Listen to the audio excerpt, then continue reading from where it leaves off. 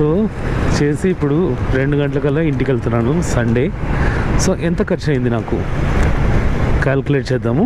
ఎక్కడన్నా బండి ఆపి క్యాల్కులేషన్ అంతా ఎంత ఖర్చు అయింది ట్రిప్కి మొత్తం చూపిస్తాను. ఫైనలీ ఇంటికైతే వచ్చేసాను. టోటల్గా 806 కిలోమీటర్స్ తిరిగాము.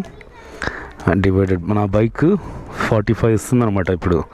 అంటే మొత్తం హైవే కదా, 45 అయితే 17.9 అంటే అప్రాక్సిమేట్లీ 18 లీటర్స్. ఇప్పుడు 101 ఉంది కాబట్టి మనకు పెట్రోలు 1818 రూపీస్ ఖర్చు అయింది. సో ఇక్కడ నుంచి బయలుదేరిపోయేటప్పుడు టోల్ కట్టాను 60 రూపీస్. తిరిగి వచ్చేటప్పుడు కూడా మళ్ళీ 60 రూపీస్ నైస్ రోడ్లో. సో ప్లస్ 120 టోల్ అయిపోయింది. డైరెక్ట్గా అక్కడికి వెళ్ళిపోయాను బీచ్, కాలికట్ బీచ్కి. అక్కడ రూమ్ రెంట్ వచ్చి